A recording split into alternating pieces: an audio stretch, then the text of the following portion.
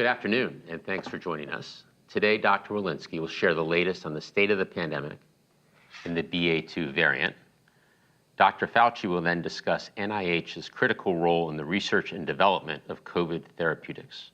And Secretary Becerra and I will discuss the clear consequences if Congress fails to provide more funds for the COVID response. Let me start by emphasizing a consistent message you'll hear from each of us. We urgently need additional funding from Congress to continue our fight against COVID. We'll start with Dr. Walensky. Dr. Walensky? Thank you, Jeff, and good afternoon, everyone. I'm delighted to be back with you this week. Let's start by walking you through the latest data. We have seen cases decrease dramatically over the past few weeks, and our national numbers remain close to historic lows, which is really encouraging. In some areas, we are now recording small increases, even as cases continue to fall in other areas. We continue to closely monitor data from all of our incoming sources, including wastewater surveillance, cases, and hospitalizations. Nationally, the current 7-day daily average of cases is about 28,600 cases per day, a decrease of about 9% over the previous week.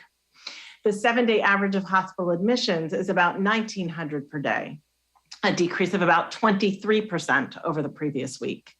And the 7-day average daily deaths are about 900 per day, which is a decrease of about 26% over the previous week.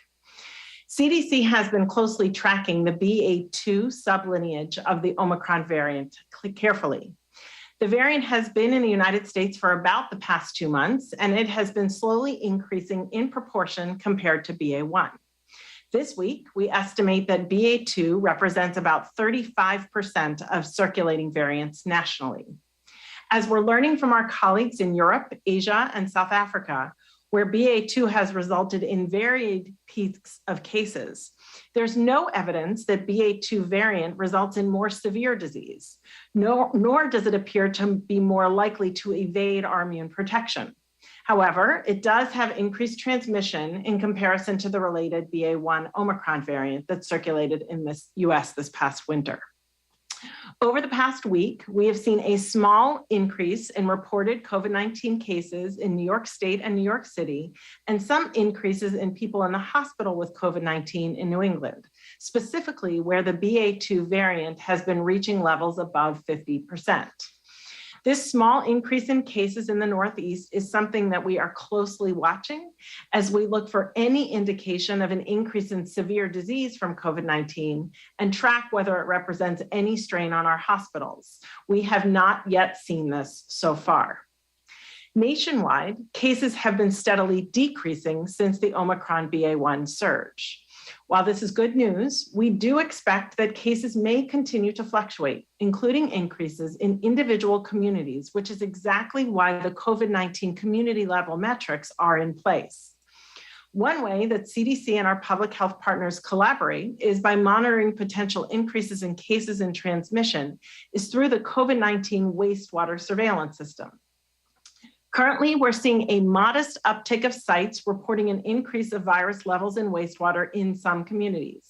In fact, over the past 2 weeks, we have seen increasing wastewater signals in New York City and parts of New England, where we are now seeing increases in cases and some increased hospitalizations.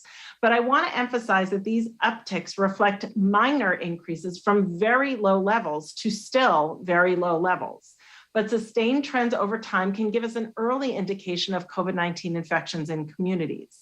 So these are the areas that we are watching carefully and an example of the interplay of our data systems that we use to inform our public health decisions. If cases do go up, we have the framework to implement additional layers of prevention strategies at the local level to swiftly protect individuals and communities. CDC will continue to use all of the tools in our toolbox to closely keep an eye on any increase in COVID-19 in communities, including early indicators like wastewater surveillance, any uptick in cases and hospitalizations, and any changes in our genomic surveillance that monitors for circulating variants. I'd like to emphasize that if cases rise from the Omicron variant or any other variant, we have the tools, vaccines, boosters, tests, and therapeutics to be prepared. But continued investment in these tools so that they are readily available when we need them remains critical. I know Jeff and the Secretary will talk more about the consequences of funding, but from a public health standpoint, it is critical that we continue to provide people with the tools to keep them, their families, and their communities safe. Thank you. I'll now turn it over to Dr. Fauci. Thank you very much, Dr. Walensky. What I'd like to do in the next couple of minutes is to bring you an update on COVID-19 treatments. If I have the next slide. The medical management of individuals with SARS-CoV-2 are essentially threefold. One is to control symptoms, which is usually done as an outpatient for many, in fact, the vast majority of people who are infected with SARS-CoV-2. With serious disease, there's end organ support that we've described in the past. But what I wanted to emphasize over the next couple of minutes is the issue of antivirals and immunomodulators, particularly the newest antivirals, with the purpose of keeping people out of the hospital. Next slide. As you can see from this schematic, we now have a number of antivirals in our toolkit for non-hospitalized patients with COVID-19 during the Omicron era. And I want to emphasize during the Omicron era because several of the others, for example, some of the monoclonal antibodies, were negated by the evolution of the Omicron era.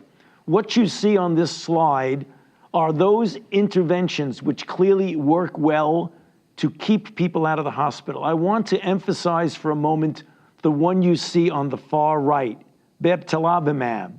I want to talk a little bit about that. Next slide. The FDA authorized this new monoclonal antibody for the treatment of COVID-19 that retains activity in the Omicron era. And it's for individuals as described on this slide with positive results of direct viral testing at high risk for the progression to severe disease and for whom we do not have any other alternative therapies. This is very important because as shown on the next slide, as we get more variants, we have to make sure, and we have been fortunate for drugs like Paxlovid and others, that they've maintained their efficacy against the variants as they've arisen. As you can see on this slide, there have been a number of evolution of variants, but note that the bebtelovimab actually has no change in its ability to neutralize. A word about this particular monoclonal antibody. Next slide. It was developed from antibodies from a recovered COVID-19 patient, which is generally the source of all of the monoclonal antibodies. It was developed in a collaborative operation with AbCellera and the NIAID Vaccine Research Center and ultimately developed by Eli Lilly. The reason I bring this to your attention is this the kind of interaction and work that had been done in collaboration between the NIH and our industrial partners. Getting back to what was said and what you will hear more of, it's important to keep up these interactions, which is the importance for continued funding. Next slide. And in this regard, Secretary Becerra, who you'll hear from shortly, announced the purchase of 600,000 of these treatment courses of this new monoclonal antibody. We've subcontracted for an additional 500,000, but again, unless we get the funding requested of the Congress, we will not be able to continue to make these purchases. Next slide. I want to close by just mentioning something that will certainly come up for discussions. We continually get asked, will we all need a fourth COVID shot? Now, this is something that is obviously being pursued and examined from the standpoint of the data. Right now, a fourth shot is recommended for people with severe immunocompromised. Other nations, such as the UK, have recommended it for individuals who are elderly and also for those with immune compromise.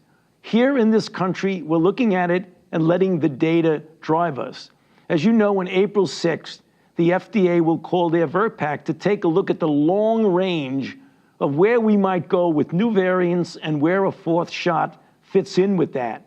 There's also the immediate situation of looking at what we might do over the next few weeks to a month. And in that regard, two companies, Moderna and Pfizer, have submitted to the FDA for an EUA for the use of a fourth shot. What we can say today is that those data have been submitted, Some are continually to be accumulated and will be appropriately evaluated, as we usually do, with the FDA and ultimately with the CDC. And on the final slide, just another reminder, if you want to get information about the treatment guidelines, you can go to that website. It's a long website, but if you don't remember it, just put nih.gov and it would lead you to that. I'll stop there, and now back to you, Jeff. Well, thank you, doctors. Over the past 14 months, we've made tremendous progress in our fight against COVID. Nearly 220 million Americans are fully vaccinated. 2 in 3 eligible adults, including over 80% of eligible seniors, have now received a booster shot. As Dr. Fauci just said, we have highly effective treatments, free and convenient tests, and high-quality masks. Bipartisan support from Congress has been key to making this progress. But the President and the doctors have made it abundantly clear that we still have more work to do. As Dr. Walensky just explained, we're seeing BA.2 rise in Europe and in other parts of the world. And we know cases will fluctuate here at home. If we maintain our preparedness, an increase in cases does not need to be a cause for alarm like it once was. We know what tools we need to fight the virus. Unfortunately, because of congressional action, we're at risk of not having these tools readily available. This should be unacceptable to every American. For months, we've made clear to Congress on a bipartisan basis that funding for core COVID medical supplies, including vaccines, treatments, and tests, was running out. Congress has failed to act. They failed to provide the necessary funding, and we're already seeing the consequences. Let me turn to Secretary Becerra to describe what's happening as a result of Congress's failure to provide the necessary funding. Secretary? Thanks, Jeff. As Jeff has said, we're in a new moment in our fight against COVID. We've reached here at this point because so many Americans have stepped up and done their part, and because we've had the resources we need to protect our families and to save lives. On numerous occasions, at least 6 distinct times, Congress has been there to drive resources where they've been needed. The latest critical investment came with last year's American Rescue Plan. I want to thank my former colleagues in Congress for the funding that has allowed us to execute on the President's pandemic response. Execution means administering more than 550 million shots in arms here at home, distributing more than 7 million treatments to patients across the country, making hundreds of millions of N95 masks and at-home tests available to the American people for free, and leaving no community behind, including by funding more than 1,400 community health centers so they can get vaccines, treatments, tests, and masks to patients without charge. The President's COVID-19 preparedness plan builds on these efforts to help America move forward safely. But continued execution requires continued support from Congress. And at this stage, our resources are depleted. The fund Congress established to reimburse doctors and other medical providers for COVID care for Americans, in particular the uninsured, is no longer accepting new claims from providers for testing or for treatment services as of yesterday. The fund will also have to stop accepting new claims for vaccination services on or about April 5th. This means doctors, nurses, pharmacists, labs, and other healthcare providers will no longer get payments through the fund for providing these pandemic services to Americans. On monoclonal antibody treatments, we have had to cancel a purchase for additional supplies of these treatments, which had been planned for this week. Our current supply of these therapeutics is projected to start to run out by late May. One of the consequences of diminishing supply or the resources to plan ahead and invest in future needs is that on Monday, we had to cut the supply of monoclonal antibody treatments that we had distributed in the past to every state. That distribution to each state was reduced by 35%. We're also having to scale back our plans to purchase more doses of AstraZeneca's preventative therapies for Americans who are immunocompromised. This increases the risk of having an insufficient supply of this treatment by the fall of this year. The President's COVID team at the White House and HHS has briefed Congress on a number of occasions in great detail on our pandemic preparation, response, and the status of resources. We've provided information orally and in writing to members as requested. Our success in fighting COVID depends on our continued vigilance, our unwavering support for our scientists, our healthcare heroes, our essential workers, and our families navigating this COVID world. We're prepared to execute the President's plan. We look forward to working with Congress, our state and local partners, and every responsible American to come out of this pandemic in a better place. Back to you, Jeff. Thanks, Secretary. I want to outline additional impacts that will occur over the coming weeks and months if Congress does not provide the appropriate level of funding for the continued fight against COVID. Let me start with vaccinations. We have enough supply for the immunocompromised to get a fourth dose. And if authorized in the coming weeks, enough supply for fourth doses for our most vulnerable, including seniors. So we have enough inventory of vaccines to support possible fourth doses this spring. However, if the science shows that fourth doses are needed for the general population later this year, we will not have the supply necessary to ensure shots are available, free and easy to access for all Americans. Without more funding, we can't procure the necessary vaccine supply to support fourth shots for all Americans. Furthermore, if things change and there's a need for a new vaccine, a new formulation, for example, a variant-specific vaccine, we won't be able to secure doses for the American people, and we won't be able to ensure America is first in line for them. Not having enough vaccines is completely unacceptable, as vaccines have proven to be our single most important tool in protecting Americans. We should be securing additional supply right now. Many other countries are already doing so.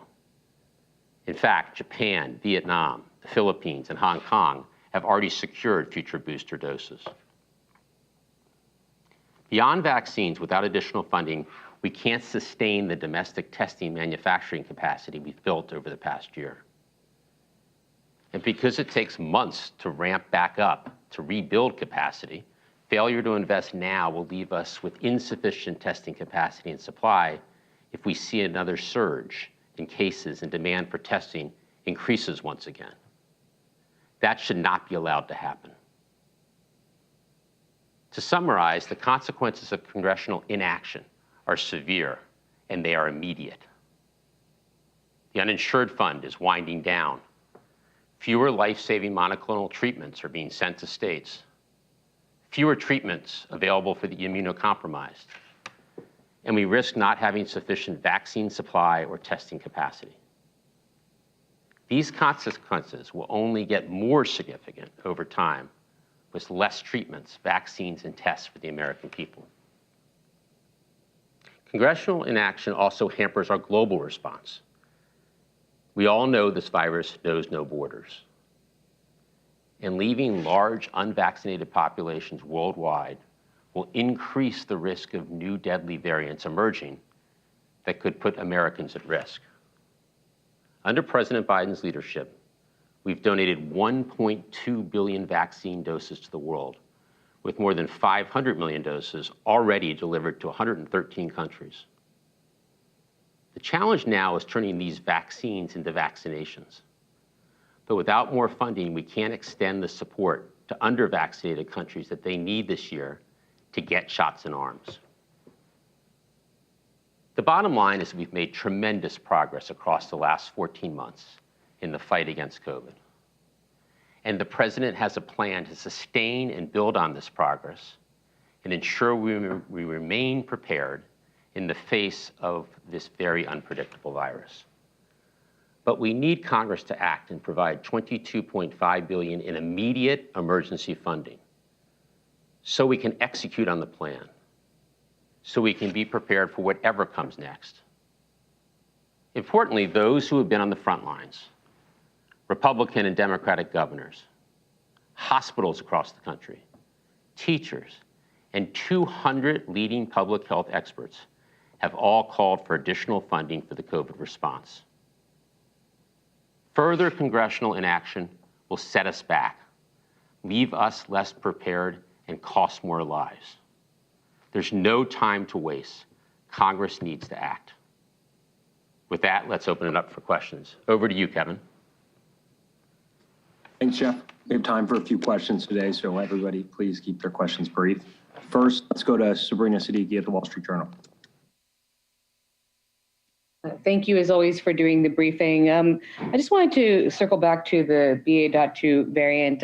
Is it your expectation that that will become the dominant strain here in the US?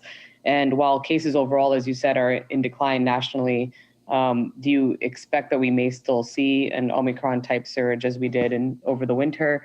And how are you defining the community transmission levels in terms of restrictions like masks, to move from low to medium to high? Is it focused just on hospital admissions, or is there a certain threshold or benchmark of cases that would necessitate, for example, bringing back masks? Thank you. Okay, Dr. Walensky. Yeah, thank you, Sabrina. So we do anticipate, and we have seen over the last 8 weeks as we've been following BA.2 here, that it is representing an increasing proportion of the cases that we have. Now, of course, that is a smaller number of cases, but we do anticipate over the weeks that we may see it become the predominant variant here, as it has already in the Northeast. In terms of how we're defining and what I will say, though, is back to what Jeff and I just spoke about. Should we see more BA.2, we actually have the tools. While it is slightly more transmissible than the original Omicron, our vaccines work, our boosters work, and it does not indicate more severe disease than the original Omicron. So those tools are going to be key in protecting ourselves and our communities against BA.2. In terms of our COVID-19 community metrics, we look at hospitalizations for COVID-19, we look at hospital capacity, and importantly, we also look at cases. So all of those go into the formulation as we use those metrics for future guidance. Next question, please. Let's go to Betsy Klein at CNN. Hey, thanks for taking my question. Given Dr. Fauci's remarks on the consideration of a second booster for adults potentially within the next few weeks, and then your comments, Jeff, that there won't be supply for Americans who aren't seniors or immunocompromised without congressional action, should those Americans expect to pay out of pocket for an extra booster? And will there be vaccine supply for Americans who haven't necessarily had a first, second, or third shot yet and choose to do so in the coming weeks? Yes, let me make it clear that we do have sufficient current inventory of vaccines, both at states and pharmacies and other access points around the country, and in our central inventory for fourth doses, if they're called for, this spring for our most vulnerable, including seniors.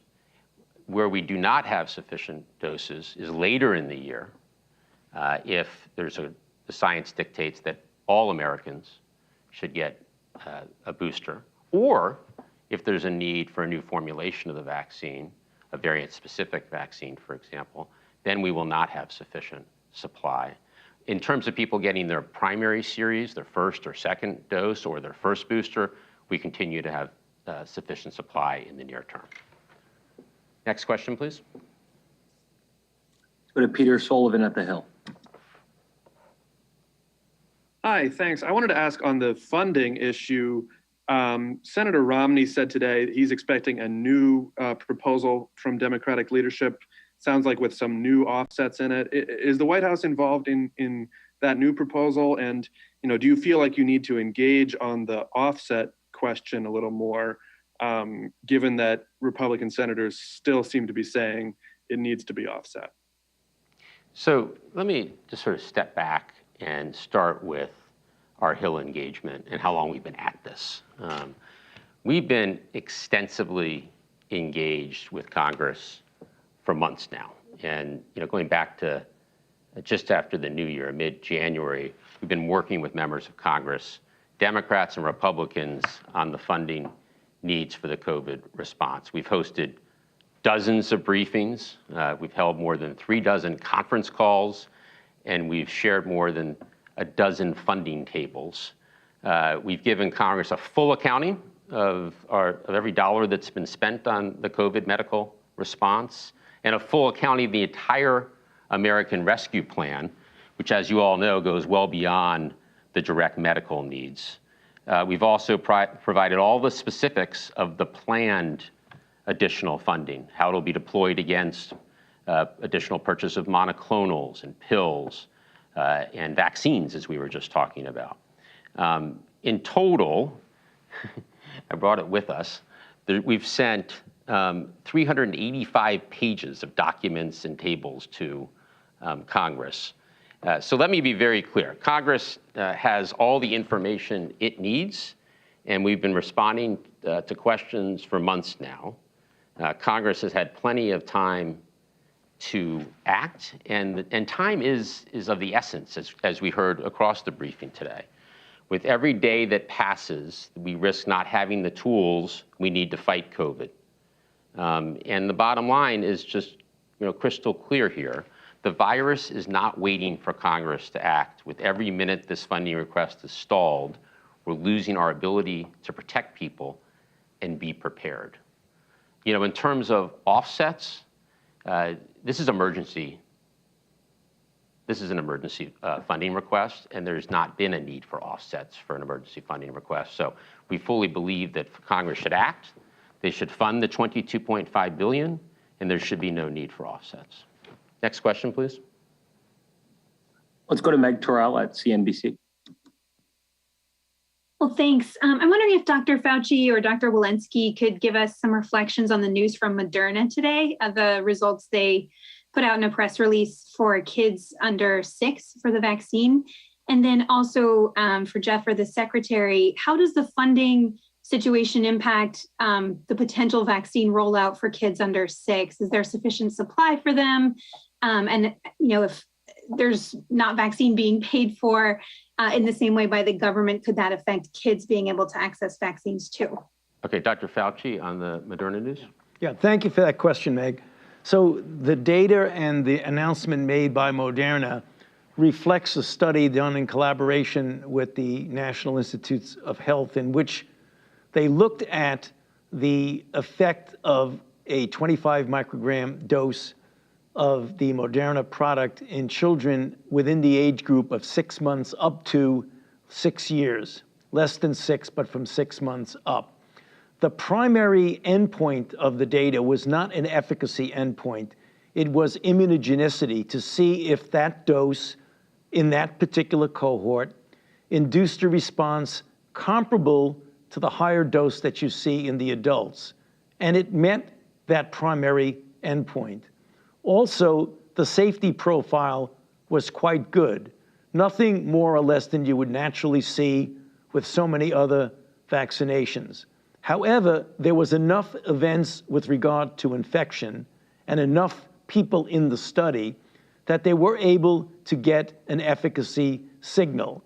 But the efficacy signal was for infection, and there was not enough or any severity of disease either in the placebo or in the vaccine group to make any determination of the efficacy against severe disease. The efficacy against infection was 44%.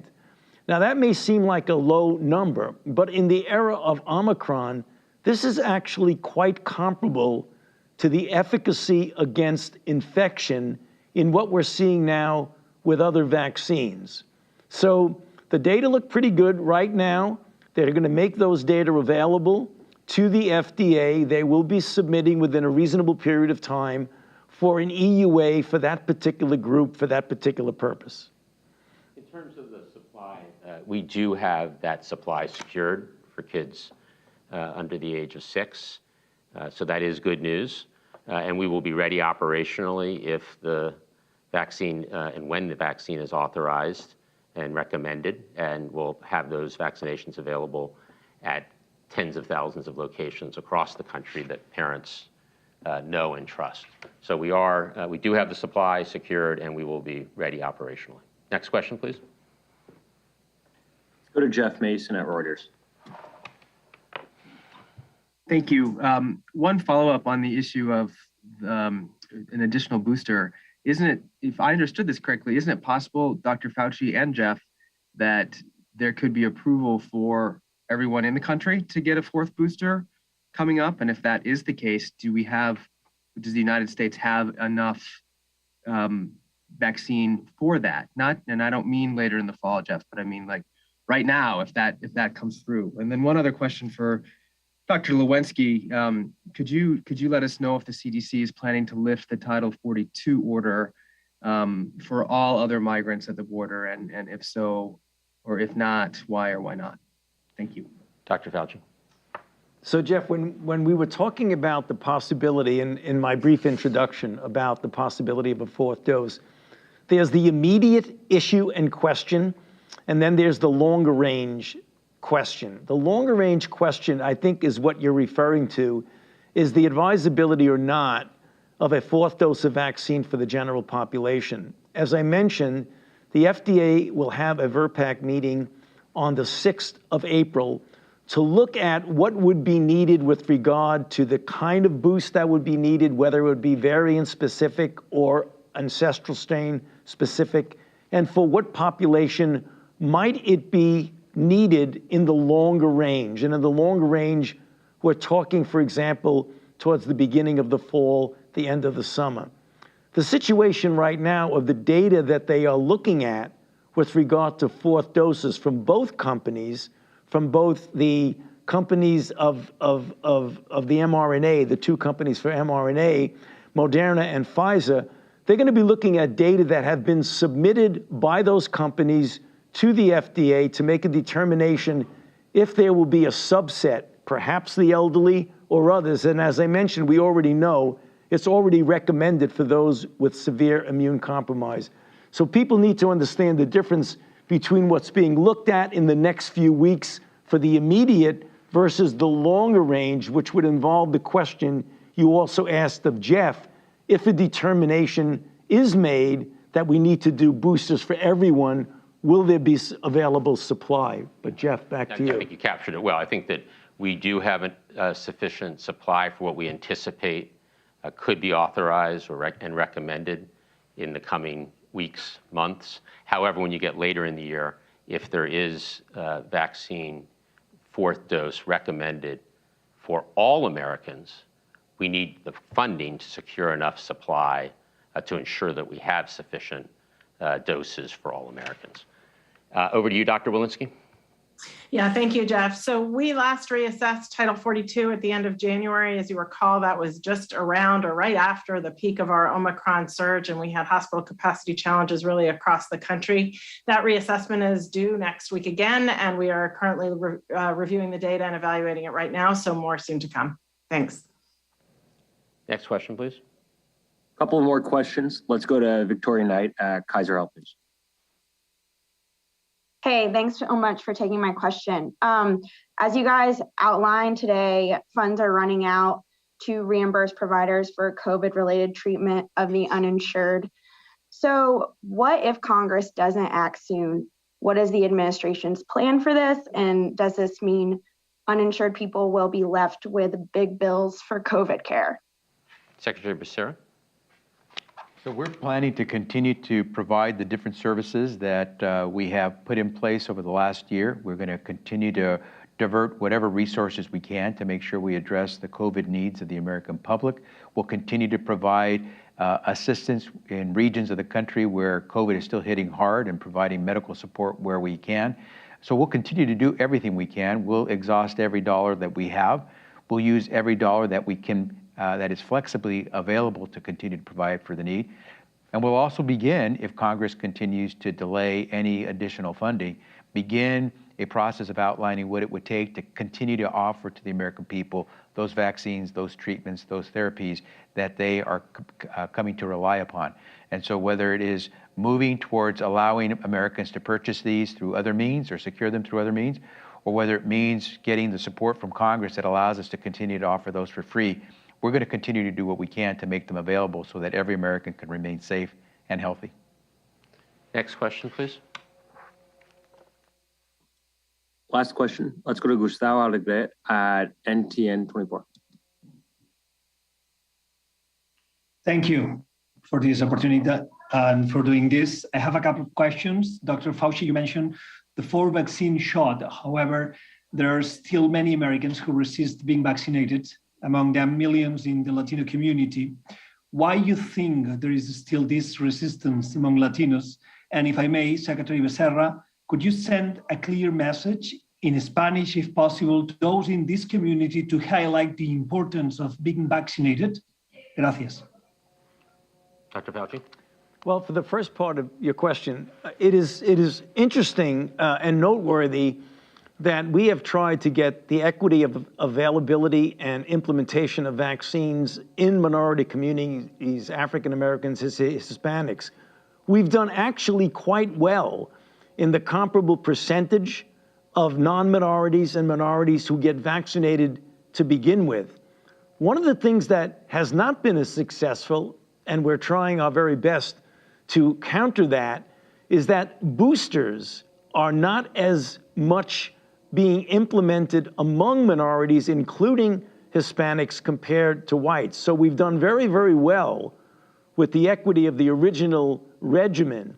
We've got to do better when it comes to boosters, and we're trying everything we can to get the message out of why it is so important, because when you look at the data of what boosters do, particularly in the era of Omicron, boosters are extremely important. So that is a deficit that we are trying to correct. Lo que es importante entender es que en donde nos encontramos hoy es muy diferente de donde nos encontrábamos hace un año o dos. El presidente Biden ha hecho posible que todos en este país, no importa su ingreso, su sitio de vivienda, su estatus, todos tenemos acceso a las vacunas, a las medicinas que se necesitan. En este momento que está mejorando la condición bajo COVID, este es el momento cuando deberíamos de hacer todo lo posible para por fin deshacernos del COVID. Este no es el tiempo de no hacer lo que se necesita. Y por eso, como dice el doctor Fauci, es importante, si uno recibió la vacuna, por favor, la dosis de refuerzo, sumamente importante para continuar teniendo esa protección que uno necesita. Cuando recibe palabra que su hijo o hija menos de 5 años de edad puede recibir la vacuna, por favor, vacunen a sus hijos. Es lo más importante que podemos hacer, porque sabemos bien, si no nos cuidamos, lo que puede suceder. Y ahora que vemos lo que puede pasar cuando tomamos responsabilidad, este es el tiempo de ganar contra COVID. Thank you, everybody, for the questions and for joining today's briefing.